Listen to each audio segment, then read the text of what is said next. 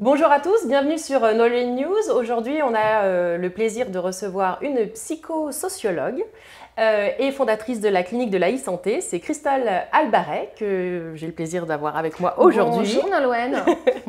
Et on va parler d'un sujet qui vous intéresse, à mon avis, tous, qui est les enfants dans la séparation. Un vrai sujet. Et un sujet qui, pour nous, avocats, est un vrai problème, puisqu'on nous pose beaucoup de questions qui, en fait, ont plus trait à ton métier à toi qu'au nôtre. Et en même temps, dans le cadre de l'accompagnement que nous, on veut faire, il faut quand même qu'on ait des réponses à leur donner. Donc, je trouve que c'est très bien aujourd'hui que tu puisses répondre à ces questions-là en direct et pas par notre prisme ou quand on renvoie vers quelqu'un. Oui, et puis c'est vrai que c'est un sujet qu'on a depuis des années, parce qu'on se connaît depuis des années, longtemps abordé.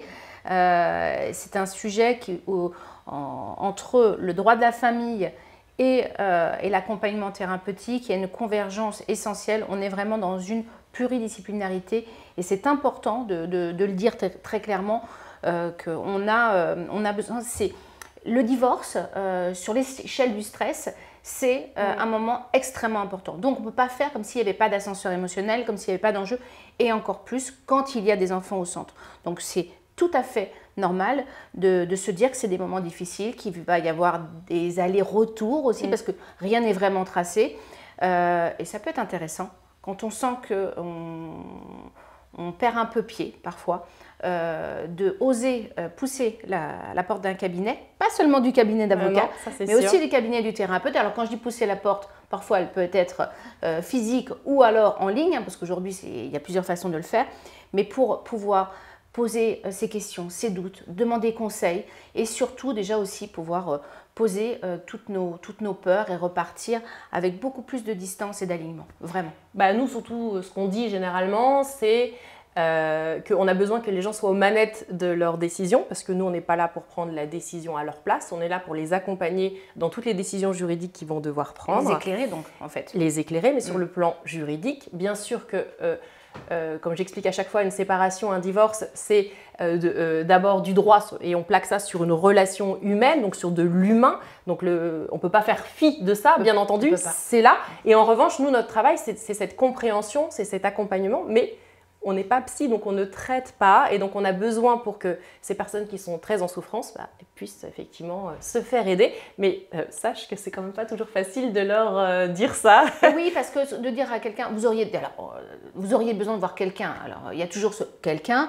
Là, c'est plutôt de se dire que on a obligatoirement, on traverse, comme j'ai dit, une sorte de tsunami émotionnel et c'est normal, d'accord ? C'est même sain de le vivre, sinon c'est une bombe à retardement. Et le fait d'être accompagné par un thérapeute, c'est extrêmement essentiel parce que ça permet de se dissocier de l'émotion réactive et du coup de pouvoir avec toi prendre des décisions qui sont rationnelles et raisonnées. Et toi, pour pouvoir faire ton travail au mieux, tu as besoin que ton client puisse justement avoir une distance nécessaire pour ne pas être dans la réaction, mais dans la bonne décision. Parce qu'on le sait très bien, parfois ça se passe super bien et il y a des moments où on peut être dans la revanche, on passe par plein d'émotions différentes puisque un divorce, c'est la courbe du deuil, je vous le rappelle. Donc, il y a le choc, il y a le déni, c'est hyper important. Ouais. Dans la courbe du deuil, alors on dit la courbe du deuil, mais c'est aussi la courbe du changement. C'est pas un deuil c'est pas forcément négatif. C'est un deuil, oui, c'est une courbe du changement. Je veux dire, même quelqu'un qui déménage doit faire le deuil de l'ancien endroit pour le nouveau, même si il a gagné au loto et que c'est une super maison, il n'y a pas de débat. Mais il faut quand même, il y a cette transition. Donc, on passe par différentes étapes, sachant que c'est pas figé. Mais la grande ligne, c'est, dans un premier temps, il y a le choc, il y a le déni, même un peu, parce que même si on l'a réfléchi depuis un temps, au moment où il faut passer à l'acte, c'est super, il faut y aller, quoi. Ensuite, on passe par des émotions fortes qui sont la peur, la colère. Et ensuite, on arrive vers la tristesse. On peut repartir en arrière. Peur, colère, tristesse. Il y a des allers-retours. Il ne faut pas croire que c'est juste dans un seul sens. On ne peut pas se dire super, j'ai passé une étape, c'est fini. On peut se le dire parce qu'on passe des étapes et c'est important de se le dire, mais peut y avoir sur cette première phase des allers-retours et c'est tout à fait normal. Ensuite, on rentre vers cette phase de tristesse et de nostalgie. Là, on va commencer à remonter un petit peu vers une courbe un peu plus montante où on va commencer à digérer notre passé et essayer de lui donner du sens. Donc, on va commencer à vouloir construire quelque chose de nouveau, une reconquête de soi, une acceptation et donner du sens, donc en fait, un sens sain à cette séparation.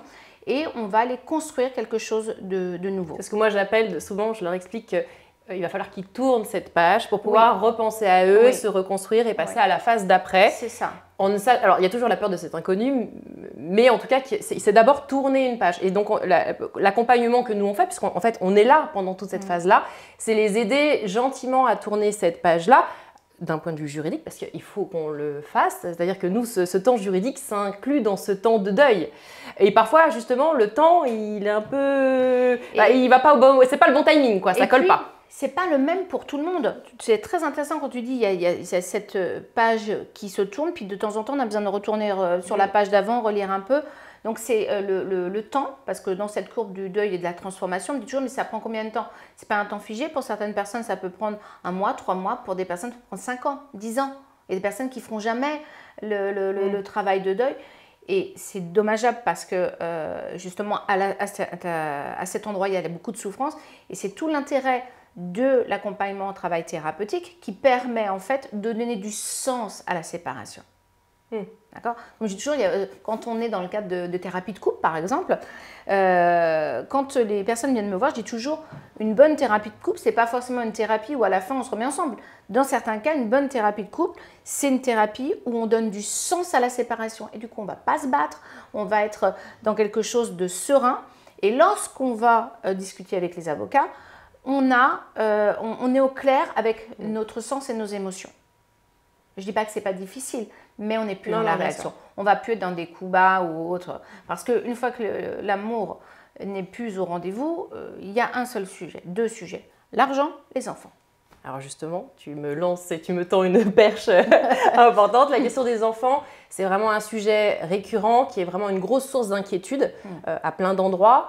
Quand nous, avocats, on a la chance de recevoir des personnes très en amont de la décision, c'est-à-dire qu'ils se posent des questions sur la séparation sans forcément que tout soit réellement prêt, bon, bien que souvent c'est une histoire de quelques semaines, mois. La question c'est c'est la première question que je voudrais te poser, est-ce qu'il vaut mieux se séparer ou pas se séparer? Est-ce qu'il vaut mieux pas rester pour les enfants? Est-ce que c'est pas une manière de les préserver finalement, de rester ensemble, de faire le dos rond, d'accepter tout un tas de trucs plutôt que de se séparer? Et donc souvent la séparation c'est vu comme le truc le pire possible pour les enfants. Alors il n'y a pas une seule réponse à cela. On pourrait se dire il faut rester avec les enfants ou non, surtout ça ne sert à rien de rester si on ne s'aime plus. Il n'y a pas une seule réponse. La réponse elle est si on est ensemble, ok, on ne s'aime plus mais on ne se déteste pas, il n'y a pas de tension, on est on est en coloc, mais on est bien ensemble et qu'il n'y a aucune tension pour les enfants, j'ai envie de te dire, c'est pas un sujet pour l'enfant. Donc c'est la tension le problème? Le sujet, c'est pas pour l'enfant, il faut comprendre qu'il y a le couple conjugal, je vais être très claire, il s'en fout. Et je te l'ai déjà dit pendant des années, il s'en fiche complètement. Lui, ce qui l'intéresse, c'est le couple parental, c'est ses parents. Et donc le couple parental ne se sépare pas. Je suis désolée, mais le couple parental s'est créé au moment où un enfant naît, ou voire plusieurs, et ce couple, c'est à vie. Le couple parental, c'est à vie. Okay. Après, comment on va investir son rôle de parent, c'est une chose, mais le couple parental existe au moment où l'enfant naît. Le couple conjugal, si par exemple, je ne sais pas, il y a Marc et Sophie, et bien Marc et Sophie, je vais faire un cliché, oui. Un peu transien peut-être d'ailleurs, si tu as Marc et Sophie, eh bien, pour l'enfant, Marc et Sophie, c'est le couple conjugal, mais il s'en fiche. Lui, ce qui l'importe, c'est papa et maman. Ouais. Ou maman et maman, ou papa, parce que le couple parent, d'accord, on est d'accord. Donc, ça, c'est ce qui est à prendre en considération. Si le couple conjugal et donc le couple parental s'entend bien et qu'il y a une bonne mesure, j'ai envie de dire, il n'y a pas d'urgence en soi. Après, c'est plus personnel. Si, oui, mais on s'entend bien, mais on a envie de refaire notre vie, bien sûr. Mais il n'y a pas d'obligation ni à rester ensemble, ni à se séparer. Il faut que ce soit bien réfléchi, pensé. Si l'enfant va être dans un environnement dysfonctionnel, toxique, conflictuelle, sous tension, on arrête les frais. Parce que l'enfant va intégrer ce schéma de tension. Même s'il est tout petit, on est d'accord. Même s'il est tout petit, même s'il n'arrive pas à le verbaliser. C'est souvent d'ailleurs une verbalisation psychosomatique. Moi, je vois très souvent, hein, ce sont des parents qui même les enfants ou autres, ou même le déclencheur n'est pas forcément tout de suite. Hein. C'est parfois la période de l'adolescence ou du jeune adulte que ça ressort, exactement. Et on retrouve des troubles du comportement alimentaire, des troubles anxieux généralisés, des TOC, des addictions. Donc il y a plein de choses possibles. Des problèmes de peau. De l'asthme, c'est des choses qui vont être somatiques. Le nurésie aussi, j'imagine, oui, pour les petits, c'est une manière de manifester. Exactement. Quand il n'y avait plus ces problèmes-là qui reviennent, c'est ce qu'on voit souvent au moment des séparations. C'est pour ça, c'est classique. On se dit, ouais. Mais donc l'enfant au démarrage, surtout s'il est tout petit, va pas arriver à identifier que Marc et Sophie se disputent parce qu'ils ne s'aiment plus. Lui, il va se dire, papa et maman, il y a un environnement qui est conflictuel, qui est toxique, mais en plus, l'enfant a tendance à intégrer que c'est lui le problème. D'accord. Donc, il n'arrive pas forcément à voir, il voit qu'il y a un conflit, mais comme il arrive pas, surtout s'ils sont tout petits, ils n'arrivent pas à intégrer que le problème est à l'extérieur de lui. Et il se dit, c'est ma faute. Je suis l'origine du problème. Soit il dit, je suis l'origine du problème, ou alors il dit, je vais être ce qui permet qu'il n'y ait plus de problème, dans un sens ou dans l'autre. Et donc, est-ce qu'on peut demander à un enfant de gérer cela? Je pense que non, parce qu'il n'en a pas ni la capacité et en effet, c'est une source pour lui de stress important. Donc en fait, souvent la confusion qui est faite par les parents qui se séparent, c'est de mélanger le couple conjugal et le couple parental comme étant une entité indissociable, et que donc en se disant je romps mon couple en fait, on se sépare, bah du coup forcément les parents sont aussi séparés et donc les deux vont ensemble. Alors qu'en réalité nous c'est vrai qu'on leur explique souvent que déjà il va falloir que le couple parental perdure. L'autorité parentale reste conjointe, sauf des cas hyper graves, je sais pas l'objet. Couple lambda qui se sépare, ils restent parents et coparents. Exactement. Et ils vont devoir continuer à se comporter comme tel. C'est ce que dit la loi. Sauf que souvent, on sent bien qu'il y a cette sorte d'amalgame que tu as décrit. Bien sûr, mais parce que derrière, il y a plusieurs choses qui se jouent. C'est dans le couple, il y a la peur pour l'enfant. Quand on se sépare, est-ce que mon enfant va continuer à m'aimer? Et puis s'il y a une autre personne qui rentre en jeu, comment ça va se passer? Comment je vais gérer? Qui va prendre ma place ou pas? Donc, en fait, on a tendance, moi, ce que j'ai pu constater et observer, c'est que les parents, parfois, anticipent ce qui pourrait se passer. Et cette anticipation crée un schéma qui ne serait peut-être pas arrivé. Par exemple, sur des enfants, on leur pose des questions qu'ils n'auraient pas. Et ça, je dis, c'est un classique. On me dit toujours, mais qu'est-ce que je dis ou qu'est-ce que je ne dis pas à l'enfant? Je dis, ne faites que répondre à ces questions. N'anticipez pas les questions qu'il n'a pas. Parce que sinon, vous allez lui mettre des problèmes qu'il n'a pas du tout identifiés. Qu'il n'a pas vu. Donc, un enfant a une question, par contre, on lui répond. On laisse pas, on botte pas en touche en disant… Non, on dit pas ou tu verras ça avec ton père, tu verras ça avec ta mère. Voilà. Ça, pareil, là, il y a une chose qui est super importante. Je sais que tout le monde, parfois c'est très dur, mais on a le parent a un rôle où il doit assurer certaines formes de neutralité.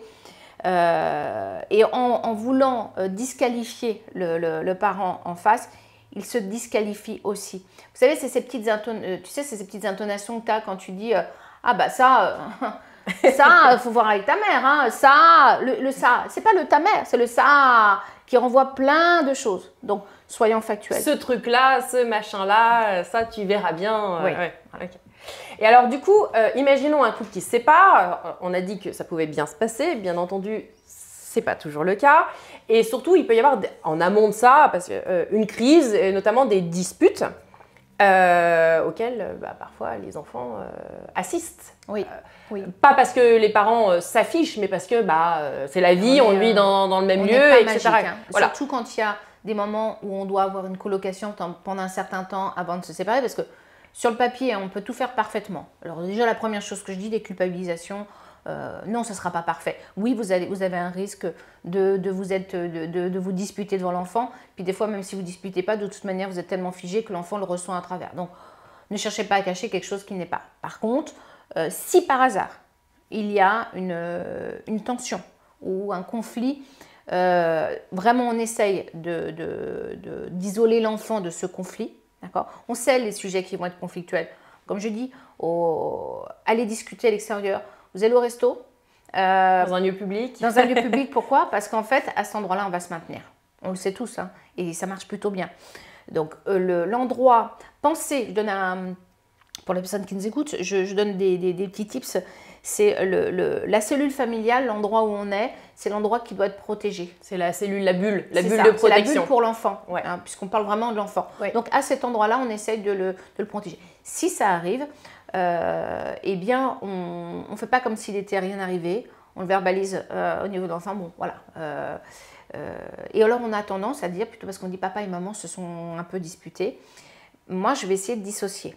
Je donne cette petite astuce. Je fais un parallèle d'ailleurs avec certainement une question que tu vas me poser, c'est si on doit un jour, on dit qu'on se sépare, comment on l'annonce par exemple à l'enfant. Ça, c'est ma prochaine question. Parce que je sais que c'est un grand classique. Ah bah, c'est un grand classique. Quand on vient au cabinet, c'est une des premières choses qu'on me demande. Parce que souvent, on renvoie. Parce que moi, quand on me pose la question, j'estime que là, c'est pas du tout ma place d'avocat de pouvoir répondre à ça. Déjà parce que la configuration familiale, etc., je ne connais pas. Mais surtout, j'estime qu'il ne faut pas faire n'importe quoi et que ce n'est pas mon rôle. Je sais qu'il faut faire attention à la manière dont on le fait, mais je renvoie souvent pour le coup. Et puis, bien sûr, on est d'accord que ça dépend à chaque fois de chaque situation. Bien entendu. De couple, de relation, de coparents. C'est vraiment très, très particulier. À chaque fois, c'est un cas unique. Par contre, quand on se sépare, je donne ce petit tips qui aide énormément et aussi pour l'enfant. C'est pas papa et maman qui se séparent. C'est pas vrai puisque papa et maman, comme je l'ai expliqué tout au début, ne se sépareront pas. Donc, qui se sépare? Marc et Sophie. Donc, quand on dit à l'enfant, voilà, on va se séparer, eh bien, c'est pas, voilà, papa et maman vont se séparer. C'est bon, voilà. Marc et Sophie vont se séparer. En mettant les prénoms. Et on met les prénoms. On dit qui pour des enfants, c'est rare qu'ils appellent. Oui, mais ils savent que les parents s'appellent entre eux comme ça. À part s'ils s'appellent que par des petits noms ou ce genre de choses. Mais ils savent quel est leur prénom. Oui, tout à fait. Donc, et on se désigne, voilà. Donc, Marc, Sophie, on va se séparer. Donc, c'est pas papa et maman qui se séparent. Et on le précise après. C'est Marc et Sophie. Nous, puisque les parents, et on l'explique aux enfants. Nous, on a été, le couple parental qu'on a formé, c'est quand tu es arrivé. Donc, papa et maman ne se séparent pas. Par contre, Marc et Sophie, aujourd'hui, ils se séparent et on explique pourquoi. Pas parce que... Alors justement, on explique on ne justifie pas. On ne justifie pas, par contre. Parce que, comme je dis, on explique, on donne des éléments factuels sur lesquels on s'est mis d'accord. Si, par exemple, on dit, c'est assez un basique, on dit, voilà, Sophie et Marc, aujourd'hui, ils se sont aimés, mais maintenant, c'est plus la même chose. Donc, eh bien, on va rester pour toi dans cette unicité, mais par contre, nous, aujourd'hui, voilà, on ne s'aime plus. Et si c'est OK de le dire pour les deux, et que les deux vont pouvoir le gérer devant l'enfant, on le fait. Mais si on sait qu'il y a un déséquilibre, qu'il y en a un qui n'aime plus, l'autre aime encore, ou qu'il y a eu une trahison, il y a eu une trahison, voilà. Il y a un tiers dans le décor, là. On sait qu'il va y avoir un sujet, attention, il faut l'avoir désamorcé avant et qu'on soit OK à deux sur ce qu'on va dire à l'enfant. Mais là, tu décris le scénario idéal. Je te fais le scénario idéal, bien sûr. Où on a justement les deux parents qui, de manière concertée, se disent on va parler à nos enfants et on va le faire de telle et telle manière. Est-ce que tu es d'accord? On va le faire de façon intelligente. Voilà. Alors ça, c'est des personnes qui sont venues d'abord, en effet, qui sont venues te voir. Qui sont venues me voir. Et moi, comme je dis toujours, honnêtement, quand j'ai des parents qui viennent me voir et qui me disent voilà, on vient vous voir parce que... Je dis mais vous savez quoi? Le fait d'être là aujourd'hui, vous avez fait 50% du travail. Je ne m'inquiète pas pour vous. Je ne m'inquiète pas pour vous parce que vous n'allez pas être parfait. Tant mieux parce que les enfants n'aiment pas les parents parfaits. Ça prend trop de... Oui, puis en plus, même si ça existait, ce serait un enfer pour les enfants. Parce qu'ils ne pourraient pas se construire eux en tant qu'adultes en se disant je serai un parent à la hauteur. Donc il vaut mieux être un peu détendu par rapport à ça. C'est bien, tout le monde va être content. Oui, ah non, mais vraiment. Donc oui, sur ce format-là, je dis c'est l'idéal. Maintenant, si on n'est pas... si on n'est pas raccord. Et qu'il y en a un qui fait éventuement tout seul, tu vois. Qui grille au poteau. Et nous, on le voit souvent dans des configurations où il y a eu En fait, la version n'est pas acceptable. C'est-à-dire que la version simple, un peu édulcorée que tu as donnée là, où c'est on s'aime plus, etc., et puis on décide de se séparer. Et quand il y a eu une trahison, s'il y a eu quelqu'un l'un des deux qui a trompé l'autre, souvent ça passe mal. Alors, quand la personne qui a subi cette trahison arrive à passer outre et dit oui, pour les enfants, il n'y a pas de problème, on va dire ça parce que c'est pas de leur âge, ça ne les regarde pas, c'est notre histoire de couple, super. Mais parfois, il y en a un qui se sent tellement pas bien, parce que s'il est dans sa phase d'oscillation, exactement, qu'on disait tout à l'heure, et qui a envie que quand même, peu importe l'âge des enfants, ou surtout par rapport à l'âge des enfants, parce qu'ils sont suffisamment grands, et que donc du coup, je peux dire les choses, je vais donner ma version des faits, et patatras, il ou elle d'ailleurs, fait l'annonce, on va dire, seul aux enfants. Comment on accueille ça quand on est de l'autre côté, et qu'en plus, parfois, on est le parent, on va dire, fautif, hein, tu as compris ce que je veux dire, qu'on n'est pas dans ces petits souliers. Alors, déjà pour moi, du côté du psy, il n'y a pas de parents fautifs parce que, j'ai envie de dire, dans le couple parfait, idéal, l'image d'Épinal, dont on ne se trompera jamais ou autre, enfin, c'est beaucoup plus complexe que ça. Je rappelle que le couple, déjà l'idée même du couple, c'est une construction humaine, c'est une construction sociale et sociétale. Pardon. C'est pas du tout l'être humain n'est pas fait, n'a pas été construit pour vivre en couple, il a été construit pour vivre en groupe. Ok? Donc tous les jours, on défie les lois de la nature. J'espère qu'il y a des gens qui ne s'imaginent pas des choses, mais oui. Mais non, mais ce qui fait que, et c'est magique, tous les jours, on défie les lois de la nature. Parce qu'on a fait une construction sociétale, on a du sens à vivre en couple voilà. Et donc, c'est pas quelque chose, on va se dire c'est bien ou pas bien, je ne suis pas en train de juger, mais je suis juste en train de réexpliquer pourquoi c'est si parfois complexe. Si tu prends les éléphants, par nature, ils n'ont qu'une seule personne. Donc, ils ne se posent pas la question. Nous, l'idée du groupe, on l'a bien compris, mais l'idée du couple, c'est quelque chose qu'on va questionner toute notre vie. Certaines personnes, donc, vont parfois être un peu plus dans le digressif par rapport à ça. Une fois que j'ai dit cet élément, mais qui me paraît important, qui est important, maintenant, c'est quel engagement et quel contrat de confiance on a eu au démarrage. Si on s'est dit, au démarrage du couple, ok, voilà notre façon d'être fidèle, voici notre contrat de confiance. Eh bien, ce contrat de confiance, une fois qu'il est rompu, il y a plein de façons de le rompre. Okay. Tu parles par exemple d'une forme de trahison qui serait le fait qu'on aille voir ailleurs, mais une autre trahison qui pourrait être, tu sais, le premier amant souvent aux maîtresses, c'est le travail. Hein. C'est ce qu'on voit souvent dans les couples. Bien sûr. Le premier amant maîtresse, c'est le travail. C'est tu travailles trop. Donc, c'est un élément à prendre en considération. Donc, une fois qu'on est ça, on dit qu'il y a plein de façons d'envisager des difficultés, des dysfonctionnements dans le couple. D'accord. Donc, maintenant, pour l'enfant, en effet, quand l'annonce est faite, hop, c'est pas forcément téléphoné. Hein. On ne se dit pas là, moi je vais lui dire à l'avance parce que. Non, dans certains cas oui, dans certains cas non. Voilà. Et moi j'essaye vraiment, comme je dis, de jamais en tant que thérapeute, jamais on juge personne dans le couple et vous non plus. Non. Mais c'est important de le dire. En fait, peu importe votre situation, venez de façon très à l'aise. Peu importe ce qui a été, on est humain.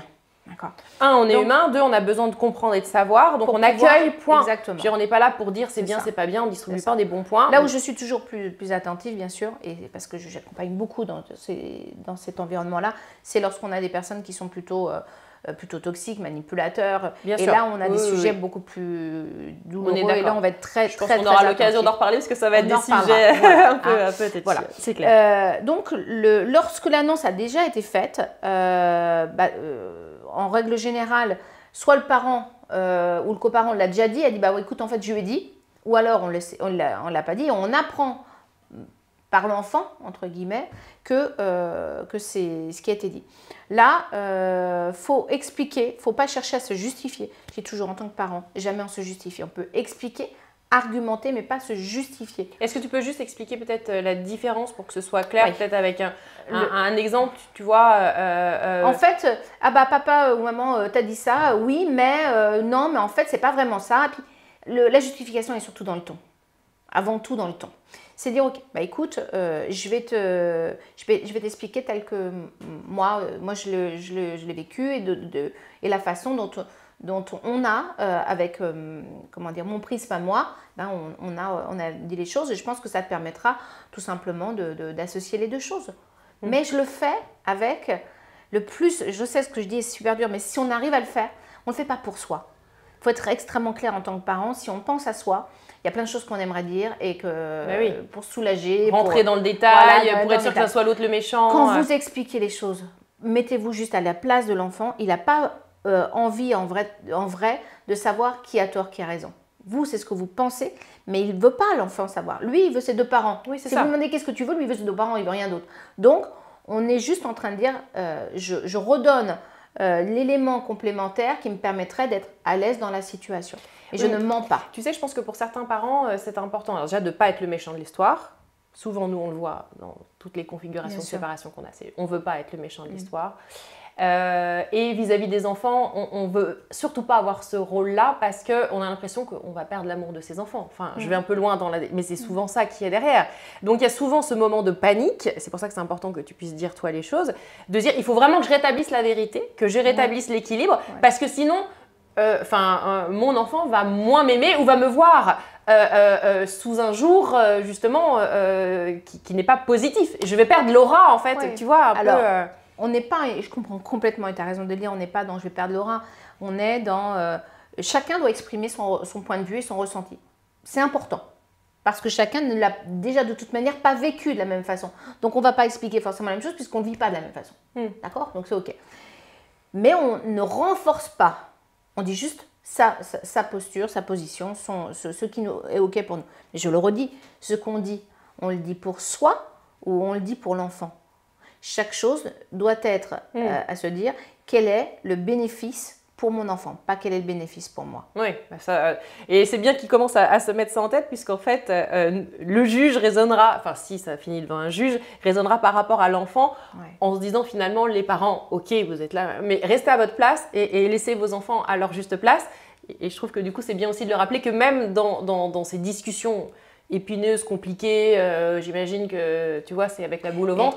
On remet les choses à sa juste place en disant « Je ne suis pas là en train de me justifier vis-à-vis de mes amis ou de mon cercle familial, où là, on peut raconter ce qu'on a envie de raconter pour se redonner un petit peu peut-être, tu vois, une place. Mais vis-à-vis de l'enfant, c'est « Je m'adresse à mon gosse et donc je m'adresse à un enfant de tel âge et je lui parle de telle et telle manière. » Et puis, tu sais, je vais te rajouter à ça parce que bien sûr que c'est tout à fait naturel de se dire bah, j'ai peur qu'il m'aime moins, je ne peux plus gérer, j'ai plus la main sur ce qui va se faire et se dire et se gérer en face.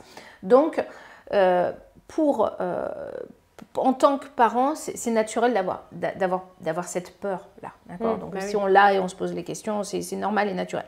Par contre, c'est qu'est-ce que pour l'enfant qui est là, qu'est-ce qui a du sens, qu'est-ce qui va l'aider. Il ne faut pas se dire que si je dis à un enfant, oui, mais tu sais, il y a eu ça, nanana, l'enfant va mieux m'aimer. Ce qu'il voudra à l'enfant, c'est un parent qui lui laisse un espace à lui où il n'y aura pas de chantage affectif, où il n'y aura pas de stress, de surémotion ou de ce sentiment je suis dans un conflit de loyauté. C'est ça, et plus en tant que parent j'ai une neutralité, l'enfant ne va pas mieux aimer celui qui va lui faire entendre uniquement ce qu'il a. Par contre, si on a un parent manipulateur, là par contre c'est clair, c'est d'autres règles du jeu qui se mettent en place parce qu'on doit absolument contrecarrer la vérité. Et dans certains cas, on est vraiment oui, la manipulation, le chantage affectif sont des situations où en tant que coparent, on doit être beaucoup plus ferme sur la position et malheureusement, on doit beaucoup plus éclairer l'enfant pour que celui-ci ne soit pas complètement enfermé dans cette manipulation. C'est une réalité. Mais ça, on y viendra parce que je pense que ça sera un sujet complet parce que c'est vraiment des cas dont on entend beaucoup parler, alors beaucoup de manière générale. Il y a beaucoup aussi de projections, il y a des faux semblants, donc il faudra qu'on éclaircisse, je pense, une prochaine fois. Et alors, imaginons que le couple s'est séparé, que les enfants naviguent d'un domicile à l'autre, peu importe si c'est une résidence alternée ou pas, on s'en fiche. Enfin, ils ont bien 2 endroits où ils vont passer du temps. Comment, en tant que parent… Alors, on dit on s'en fiche, ça, on s'en fiche techniquement.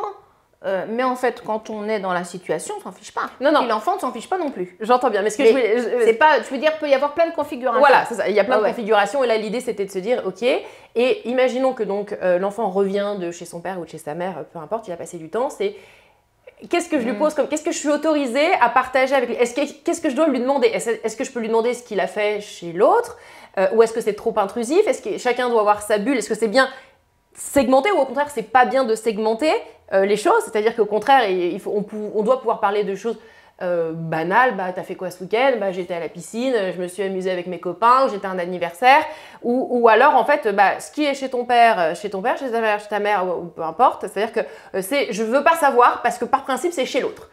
Quel est le bon équilibre à trouver là-dedans et est-ce qu'il y a un bon équilibre? Oui, il y a un bon équilibre, ni trop ni trop peu, c'est-à-dire qu'on peut, l'enfant il vit à ces deux endroits. Si on lui dit je ne veux pas savoir ce qui s'est passé de l'autre côté, ça veut dire la moitié de ta vie ou le tiers de ta vie, je ne veux pas en entendre parler. Donc je te dis c'est terrible pour lui. Mais c'est horrible. C'est horrible parce qu'on lui donne une responsabilité et il y a une omerta qui se met. Et donc alors qu'est-ce que j'ai le droit de dire, pas dire, et l'enfant il y a énormément d'anxiété et d'angoisse à cet endroit-là. Dans l'autre sens, poser des questions trop intrusives, bah, pour essayer de savoir ce qui se passe de l'autre côté, pareil, on va manipuler l'enfant. Même si quand je dis manipuler l'enfant, c'est pas penser quand on le fait, mais lui se sent mal à cet endroit-là. Je donne un tips pour ça, parce que des fois on ne sait pas trop comment se caler. C'est dire ok, si vous aviez quelqu'un, un pote à vous, un frère, une sœur, des grands-parents chez qui votre enfant va pour passer le week-end et qui revient, quelles sont les questions que vous allez lui poser? Eh bien les mêmes.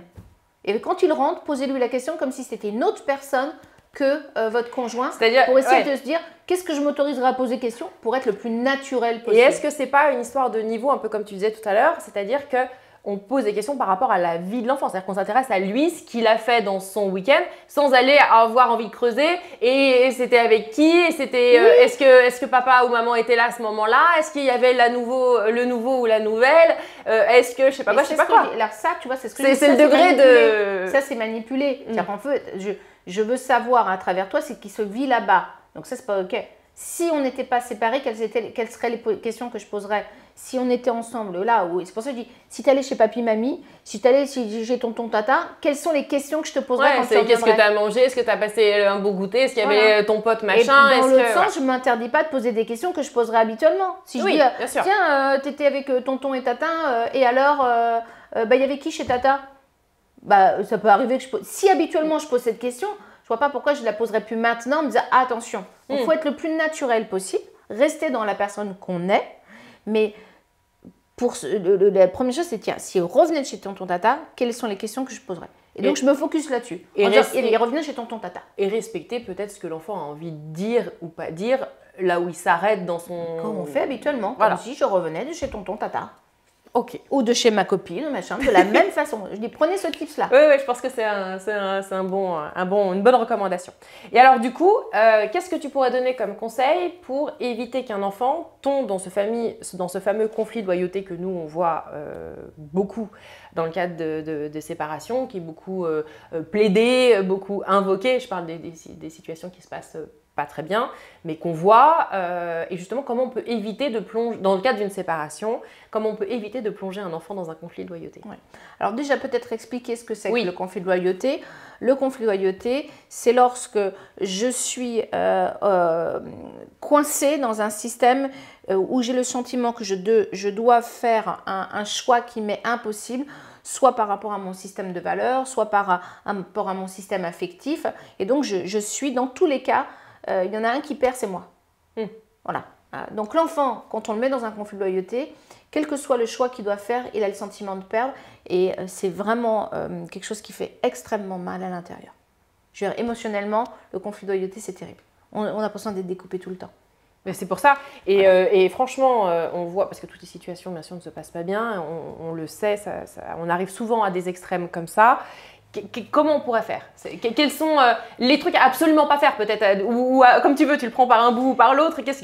Dans les conflits de loyauté, on en a d'ailleurs pas mal parlé dans les exemples qu'on a donnés. Le conflit de loyauté, c'est ne demandez pas à votre enfant de choisir des choses pour lesquelles il n'a rien demandé. Si par exemple on dit « Ouais, mais alors du coup, nous on s'est dit on va demander chez qui tu veux aller. » Mais ça, je pense que... Alors, il y a une bonne... Enfin, parfois, l'intention est bonne. Oui, on va lui ça demander... part pas d'un mauvais sentiment. Ah bah oui, mais sauf qu'en fait, non, pas du tout. On ne peut pas demander à un enfant, même un ado encore, et encore, parce que je dis c'est pareil, le conflit de loyauté, il est là aussi. Hein. D'accord. On pourrait se dire, oui, mais c'est un peu plus. C'est vrai, on peut un peu plus le côté. Mais sur un enfant, on ne lui demande pas, il a 5 ans, chez qui tu vas aller, papa ou maman? L'enfant, c'est terrible, il va se découper en deux. Ou alors, il va vouloir faire un choix en plus. Hein. Il se dit, oh là, il faut que je fasse un choix, il ne faut pas que je fasse le mauvais choix. On me responsabilise, il faut que je dise. Donc, il faut que je prenne une responsabilité qui est très lourde pour moi. Et ensuite, de toute manière, je vais faire de la peine à quelqu'un. Ou alors, je vais avoir des... comment dire des remontrances, cherche le mot. Des conséquences sur... je vais subir les conséquences de ça. Ouais. Mais alors, tu vois, ça, c'est une crainte, du coup, qu'ont certains parents quand on leur explique que leur enfant peut être auditionné par le juge dans le cas de la séparation, parce que c'est un droit de l'enfant de se faire entendre dans toutes les procédures qui le concernent. Donc, la fixation de la résidence, de savoir comment ça va s'organiser pour lui, ça en fait partie. Et souvent, il nous dit non, mais ça va être terrible parce que le juge va lui demander chez qui il veut habiter. Non, normalement, les juges sont formés pour ne pas poser cette question-là, bien entendu. Sauf que du coup, les parents sont persuadés que c'est le genre de question que le juge va poser et qui conditionne souvent l'enfant avant l'audition pour dire tu diras ça, tu vois. Alors que généralement, le juge, c'est plus de comprendre comment ça se passe chez l'un, comment ça se passe chez l'autre et comment ça se passe à l'école pour que le juge comprenne un petit peu au vu de ce que l'enfant et à travers le regard de l'enfant, ce que les parents ont pu expliquer à l'audience de manière beaucoup moins... et là-dessus, alors il y a des choses sur lesquelles je peux pas aller à l'encontre non plus. Je peux comprendre certains parents parce que de par leur entourage, ils entendent parfois, ou même en télé, ou dans les médias, des retours de jugement où on se dit « ce jugement n'a pas de sens ». Oui, bah ça, oui. Donc, on essaye par soi-même de se dire « je vais anticiper » pour éviter de me retrouver dans une situation qui pourrait mettre à mal l'enfant. Donc, il y a ça aussi à prendre en considération. En tout cas, dans le délit de loyauté, dans le conflit de loyauté, ne demandons pas à l'enfant, par exemple, de choisir. Ou évitons le chantage affectif. Hein? Et alors, tu préfères papa ou maman? Oui, non, ça, c'est... Et c'est ça. C'était mieux avec papa ou avec maman pour le week-end? Et les vacances, elles étaient mieux chez qui? Chez papa ou maman? Voilà, et je comprends pareil, je le dis. Je peux comprendre un parent dans la souffrance, dans la difficulté qu'on traverse, parce que vraiment, je rappelle ce que j'ai dit tout à l'heure, la courbe du deuil, la transformation. Parfois, c'est des moments vraiment difficiles. On parle de dépression amoureuse, ce n'est pas une vue d'esprit. Il y a véritablement... et la dépression, je rappelle, est une maladie. On peut traverser une dépression amoureuse. Si on est un parent en pleine dépression amoureuse, qu'il faut en même temps gérer les enfants, là je dis... Et la séparation officielle, c'est-à-dire que... Et la séparation officielle. Les questions avec l'avocat qui vient te cuisiner pour savoir... mais alors du coup, on fait quoi? On demande quoi? On s'organise comment? Parce qu'il y a vous qui... Parce que nous, c'est ce qu'on leur dit. C'est vous qui savez ce qui est le mieux pour votre enfant. On peut vous aiguiller, on peut vous expliquer tout ce qu'il est possible de faire, ce qui semble judicieux, ce qu'un juge ferait. Enfin, on peut donner plein d'éclairages. Mais en même temps, quand on a ces personnes, effectivement, qu'on sent complètement... D'ailleurs, c'est dans ces cas-là où... le meilleur allié, c'est le temps, au sens où ça ne sert à rien de vouloir faire avancer quelqu'un qui est juste dans l'incapacité de le faire. Et moi, souvent, j'explique, c'est-à-dire que, alors, soit quand c'est mon client, bon, ça on le voit parce qu'on l'a à portée de main et qu'on le voit, mais souvent quand on a des pourparlers, parce que moi je fais beaucoup d'amiables qui patinent, c'est parce que l'autre est dans cette situation-là où c'est complètement le tourbillon émotionnel et que donc prendre une décision, c'est pas qu'il veut pas. Peut. Alors, je ne dis pas qu'il y a parfois des cas, mais dans beaucoup de cas, c'est juste qu'il ne peut pas. Oui. Et donc, on peut brusquer tant qu'on veut cette personne-là, ça ne peut pas sortir. Donc, quand en plus, ils doivent effectivement gérer les enfants, généralement au boulot, ça commence aussi à être des périodes délicates. Enfin, il y a quand même tous les piliers sur lesquels s'appuyer qui s'effondrent, généralement. Ça branle un peu, quoi. C'est ça. C'est pas la période la plus... c'est la période où il faudrait être le plus rationnel possible pour pouvoir prendre des décisions. Et en réalité, on est baigné dans un bain émotionnel constant et on dit, et en même temps, prendre des décisions, quoi. Donc, on vous met sur un fil et puis se dit, maintenant, réfléchis en même temps. C'est difficile. Ouais. Et alors du coup, pour finir, si tu devais nous donner les règles d'or, je ne sais pas combien tu en as en tête, les règles d'or pour bien réussir sa séparation quand on a des enfants, ça serait quoi tes tips? Alors, déjà connaître ses propres limites à soi. Quand tu dis ses propres limites, c'est-à-dire que je dois identifier dans quel état émotionnel je suis. Ce que je suis capable de faire, ce que je ne suis pas capable de faire. Si je sens que vraiment, ce que je dis, je suis ébranlée, je me fais accompagner. Je me fais accompagner tout simplement parce que ça va me permettre d'avoir un endroit où je décharge, où j'ai des personnes ressources et où je peux être conseillée pour aller dans la bonne direction. D'accord? Ça, c'est vraiment c'est important.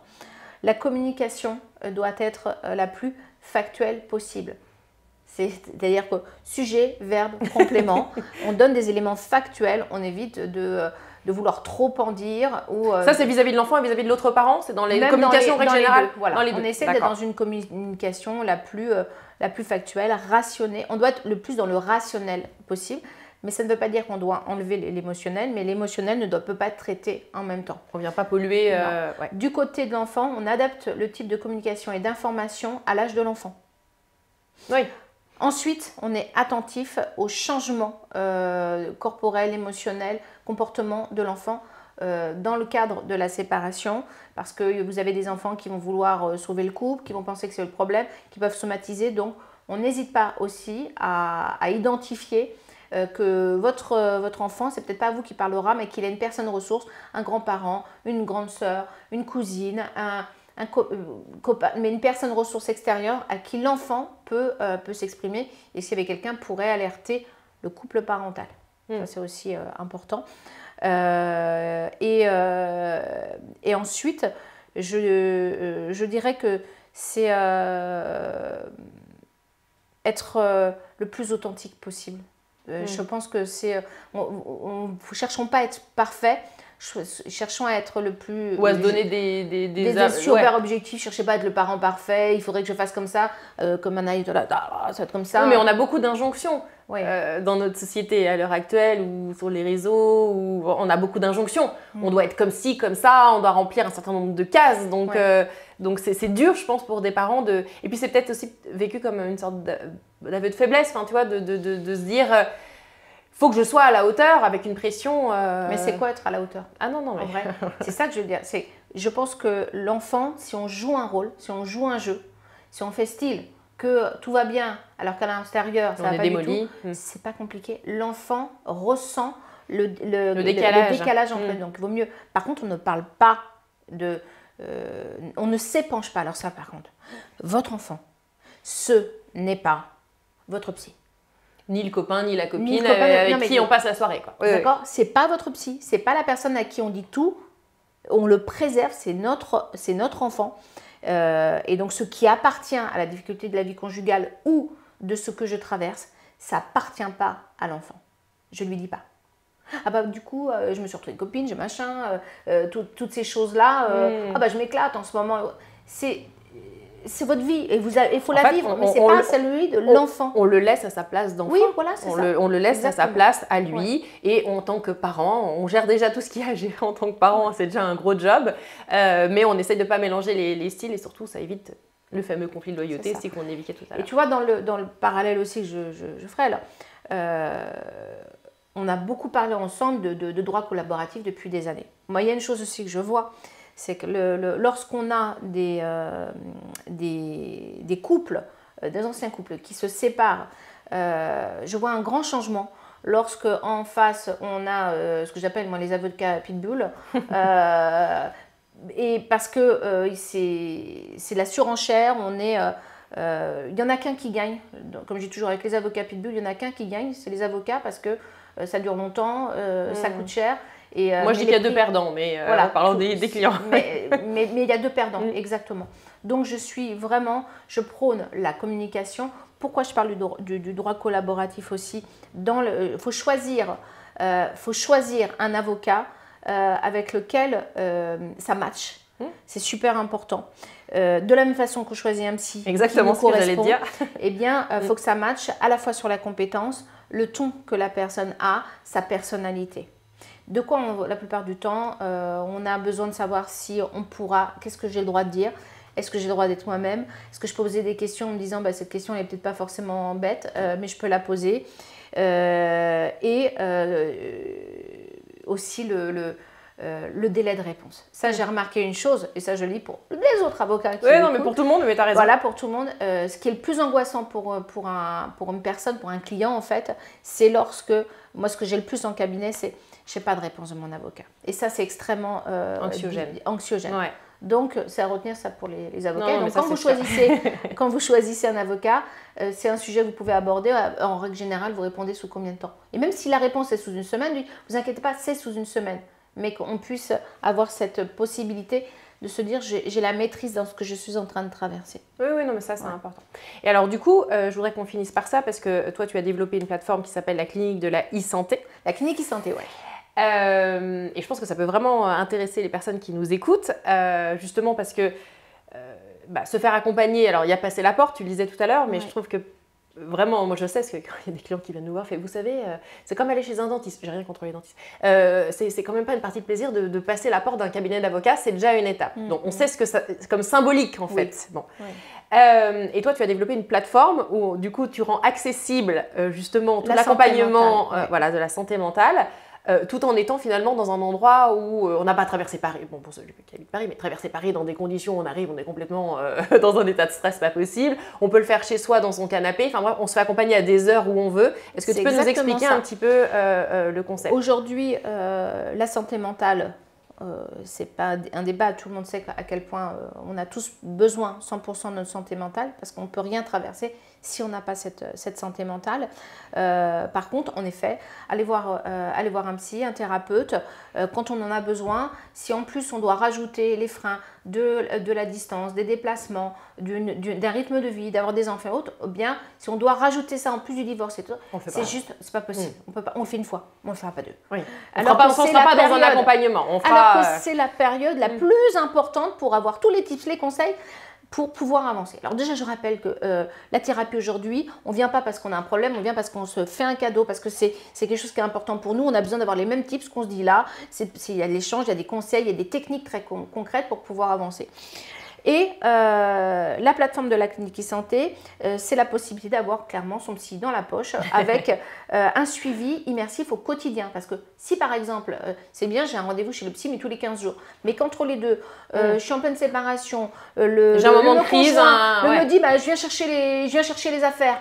Je viens chercher toutes mes affaires maintenant. J'ai un pic émotionnel, je ne sais pas comment gérer. Je peux envoyer, soit je peux faire une visio tout de suite, soit je peux envoyer un message audio, demander un exercice pour pouvoir apaiser mon stress à ce moment-là. Et toutes ces choses-là, on peut le faire, c'est un suivi immersif. Et l'avantage aussi, c'est qu'on soit… là, par exemple, il y a quelques jours, j'avais un patient qui était en Italie et sa femme était au Luxembourg. Donc, voilà, ça c'est génial. Donc, on peut vraiment organiser ça partout et il n'y a pas de problème donc, de place, de se dire c'est à quelle heure, parce qu'on s'en fiche de l'horaire. Et en fait, du coup, on s'adapte au rythme de vie de la personne. Et ce que j'avais bien aimé sur la plateforme, parce que moi, j'y suis très attachée, c'est le fait déjà qu'il y a du choix, qu'on peut choisir son thérapeute en fonction de… est-ce qu'on accroche avec la personne, de ce qu'on voit, parce qu'il y a des profils qui sont mis en valeur. On met en place un questionnaire d'orientation thérapeutique de démarrage. C'est-à-dire que la première chose qu'on fait, c'est identifier c'est quoi votre priorité, ce pourquoi vous venez, de quoi vous avez besoin. Et en fonction de ça, on va pouvoir dire, voilà, par rapport à ça, on va vous conseiller plutôt tel thérapeute, tel thérapeute, tel thérapeute. S'il y a de la psychoéducation, s'il y a de la parentalité, s'il y a des talks, s'il y a des talks, eh bien, on identifie et à partir de là, on va dire, voilà, ça c'est la personne qu'il faut. Et en plus, sa personnalité. Moi, j'ai besoin qu'on me booste comme coach, ou alors, moi, je préfère que ça soit un peu plus doux.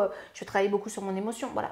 Et à partir de là, ça fait 50% du job parce qu'on a déjà vraiment fait en sorte que ça fit parfaitement avec le Oui, c'est ça. Et puis que du coup, on ne perd pas de temps parce que c'est ça aussi, c'est l'angoisse d'aller choisir.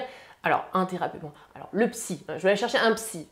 Oui. Déjà, c'est qui, c'est quoi, c'est où. Moi, chaque fois, on nous demande, mais vous en connaissez un?